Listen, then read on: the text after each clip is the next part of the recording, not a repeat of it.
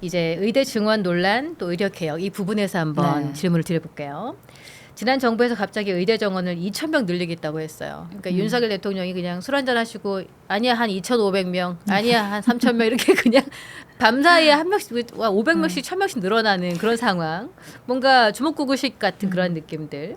이게 아무런 논리적 근거가 없었던 것으로 밝혀져서 참 많은 국민들께 상처를 줬던 그런 일들이 있는데 의사 출신 정치인으로서 지난 정부의 패착을 어떻게 보고 계시는지 좀 말씀 주시겠어요? 말씀을 지금 쭉 해주신 가운데 굉장히 중요한 포인트들이 딱 어휘로 녹아 있는데 2,000명이 중요한 게 아니에요. 갑자기라는 게 중요한 거거든요. 예. 그러니까 뭔가 결과가 나오려면 그 결과가 있게 했던 그 근거가 있어야죠. 근데 지금까지는 이걸 자꾸 뭐 과학적 근거 이렇게 이야기를 해왔었는데 네. 사실 이건 방금 딱 말씀하신 대로 논리적 근거가 필요했던 거예요. 우리나라가 앞으로 10년, 20년의 의료 정책을 펴나가는 데 있어서 네. 어떤 방향성과 어떤 구조와 어느 정도의 재정을 가지고 국가가 보장하는 의료의 틀을 만들 거야? 라는 부분에 대한 합의가 있었어야 돼요. 이거는 과학적이라기보다는 말씀하신 대로 논리적인 부분인 거거든요. 네. 만약에 이게 공고하게 있었고 그것이 납득 가능했다면 동의하지 않았어도 여기에 당연히 대의에 따라가야 되는 부분이 있어요. 그리고 그렇게 해서 도출된 결론이라면 당연히 이거는 수의 문제 2,000명 아니라 뭐 5,000명, 10,000명이어도 네. 필요한 숫자라면 당연히 가지고 가야 되는 그렇죠. 이건 결과값으로 나오는 거거든요. 당장 저만 해도 뭐 10년 뒤에 제가 의사겠습니까? 환자겠습니까? 당연히 의사가 부족하면 안 된다고 당연히 저부터도 생각을 하지만 네. 이게 과연 우리나라의 의료 제도 그리고 우리나라의 의료보험 재정이 그때까지 지속 가능하며 기술을 발전시키기에 이 시스템으로 의사를 양성하는 게 논리적으로 학문적으로 말이 되는가라는 질문을 했던 거예요. 네. 그렇기 때문에 그 패착은 누군가 권력자 한 명의 입에서 나온 아주 돌발적이고 충동적인 결정에 대해 그 실무를 해야 하는 사람들이 아무도 거기에 반박하지 못했고 나머지 행정부처가 모두 그것을 완수하기 위한 목표를 향해서만 달려갔다는 데 패착에 있는 건데 문제는 현 정부도 똑같습니다. 현 정부도 대통령의 말 한마디가 나오면 거기에 대해 반대할 수 있는 책임자는 존재하지 않고 오히려 그것이 너무 위대한 것인 것처럼 칭찬하기에 급급할 정도죠. 네. 그리고 모든 행정부와 심지어 국회도 그것을 서포트하기 위해서 아주 일사불란하게 움직입니다. 네. 그러면 과연 이 정책이 충분한 숙고도 사회적 합의도 논리적인 정합성도 없는 상황에서 어떤 결과를 초래할 것인지는 이미 윤석열 정부에서 우리는 좋지 못한 결과를 본 적이 있죠. 예. 그런데 그렇죠. 그걸 답습하고 있다는 생각이 들어서 전 정부나 현 정부나 어떠한 국가 전체 그리고 긴 타임라인의 정책을 정할 때 조금 더 이런 논리적인 근거와 충분한 논의의 과정을 거칠 필요가 있다. 이건 굉장히 주의해서 봐야 되는 지점이라고 생각합니다. 예, 그럼 개혁신당이 추구하는 의료개혁의 방향성을 좀 말씀해 주실 수 있나요? 개혁신당이 추구한 의료개혁의 방향성은 양질의 의료를 지속가능하게 누리는 겁니다. 네. 양질의 의료라는 것에는 여러 가지가 포함될 수 있어요. 우리나라에서는 공공의료의 중요성에 대해 이야기하지만 정부가 공공의료에 전혀 투자하지 않습니다. 그리고 공공의료의 영역을 오히려 폄하시키는 정책을 펴고 있어요. 네. 공공의료는 공공의료만의 역할이 있는데 민간의료에서 뭔가 시간이 늦어지거나 혹은 뭔가 비용이 부족한 사람들에게 어쩔 수 없이 주어지는 거라는 인식을 끊임없이 주고 있거든요. 이것이야말로 굉장히 잘못된 사회적인 메시지고 저희는 공공의료로서는 국가가 확실히 보장해야 하는 응급의료 전달체계라던가 군의료라던가 감염병 대책이라던가 취약계층에 대한 의료 지원은 공공성을 가지고 확실히 국가가 재정도 책임도 가지고 분명하게 가지고 가되 문제는 지금 AI 다른 디지털 테크 뭐 바이오테크 할 거 없이 기술이 정말로 빠르게 발전하고 있는데 네. 이 속도를 따라가기에는 국가의 속도로는 절대로 따라갈 수가 없습니다. 이 부분은 학문의 영역 그리고 기업의 영역, 연구소의 영역이 있는 거거든요. 그래서 이 모두가 빠르게 치고 나갈 수 있을 정도의 연구에서의 수월성 그리고 기술 개발에서의 탁월성, 네. 그리고 그것을 도입하는 데 있어서의 신속성이 필요하고 그게 가능하려면 결국 연구자와 진료하는 사람, 돌보는 사람, 간호인력 모두의 자율성이 존중되어야 하는 방향으로 가야 하는 거죠. 네. 그래서 확고한 공공의료와 그리고 훨씬 더 자율성과 탁월성이 보장되는 자유로운 영역 그 둘 다가 필요하다고 생각하고 그것은 국가의 영역을 확실히 할 때 동시에 이룰 수 있는 것이라고 저는 생각합니다. 예.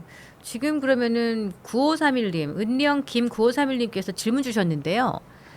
지역 의사제를 이재명 대통령이 들고 나왔는데 실효성에 대한 의견을 좀 달라 하셨는데 혹시 이 부분에 대해서 연구를 해보신 게 있는지? 지역의사제의 경우에는 일본에 있었던 지역의사제도를 사실상 그대로 차용을 하려고 했으나 예.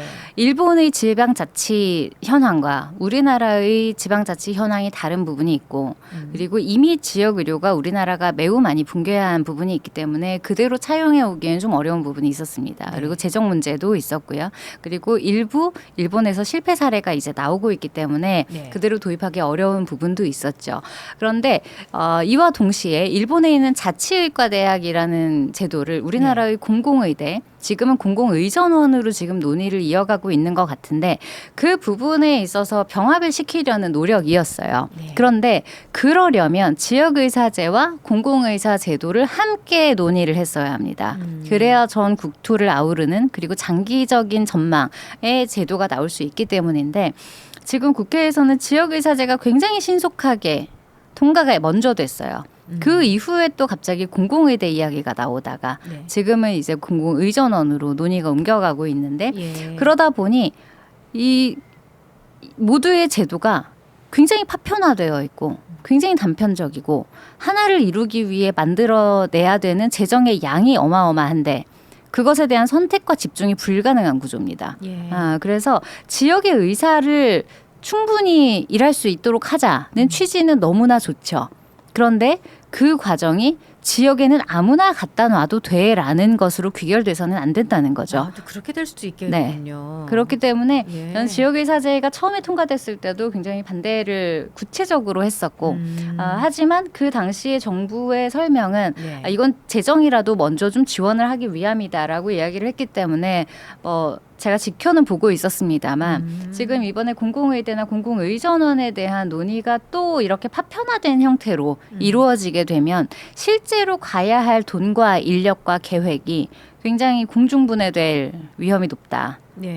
그래서 오늘도 보건복지부랑 이야기를 좀 하다가 왔고요. 또 앞으로 상임위원회에서도 계속해서 현실적인 어려움 그리고 하면 안 되는 우리가 반드시 피해야 할 부작용들에 대해서 계속해서 이야기하도록 하겠습니다. 그렇다면은 방금 말씀하신 뭐 이재명 정부의 지역 의사제 네. 그리고 또 뭐 오락가락했던 파편화되는 말씀하신 네. 표현대로 파편화된 의료 정책이 뭐 윤석열 정부의 뭐 2,000명 하겠다, 뭐 2,500명으로 하자 별 차이가 했던 없는 것하고 상황인 거죠. 비슷한 빨리 맥락. 뭐라도 한 것처럼 만들어내야 되기 때문이라는 조바심이 느껴지는 그런 법들이 많아서 사실 좀 걱정은 됩니다. 준비되지 않은 것들을 네. 향해서 뭐 좀 더 타임라인을 길게 가지고 가셨으면 좋겠다. 그렇죠. 네. 그래서 지역을 위한다고 하지만 실질적으로는 양질의 인력이 가기가 그렇죠. 어려운 상황으로 네.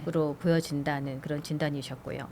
그러면 이게 또 필수 의료 인력 확보가 좀 더디 진행될 수 있는 환경으로 연결될 수도 있는 걸로 보십니까? 그렇죠. 네. 그래서 제가 오늘도 가장 보건복지부와 얘기하면서 힘주어서 얘기를 했던 게 네.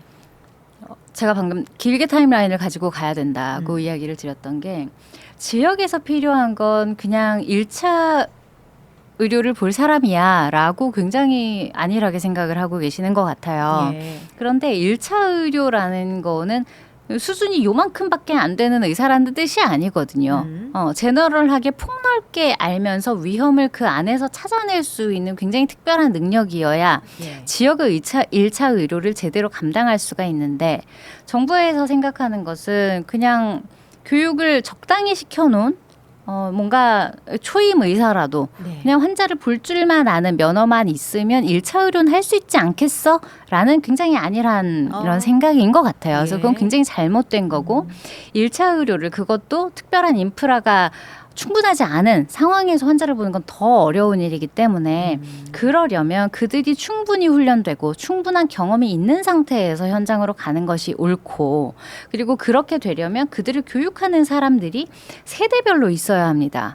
지금 대부분의 핵심 의료, 특히 어려운 수술하시는 분들은 대부분 젊어도 50대 후반이에요. 그분들이 네. 은퇴하시는 게 10년도 채 안 남았습니다. 그러면 50대에 적어도 몇 명, 40대에 몇 명, 30대에 몇 명, 20대에 몇 명의 의사들이 쭈루룩 거장이 될 사람들이 세대별로 있어야, 네. 양성되고 있어야 이 명맥이 유지되고 어떤 국민이 어느 시점에 병을 얻더라도 치료받을 수 있는 것인데, 지금 정부의 기조는 어떤 시점에 이만큼을 만들어 놓으면 뭔가 해결이 될 것처럼 생각을 하고 있어서, 저는 이 부분에 있어서 특히 이건 교육의 문제이기 때문에 길게 계획을 가지고 이 사람 A가 B를 가르치고 B가 C를 가르치는 이 흘러가는 강물 같은 교육의 시스템을 망쳐서는 안 된다. 저는 그렇게 생각합니다. 그렇네요. 말씀을 어찌 이렇게 잘하세요? 이 말을 하고 싶어서 아나운서십니까? 정치를 하는 사람이라.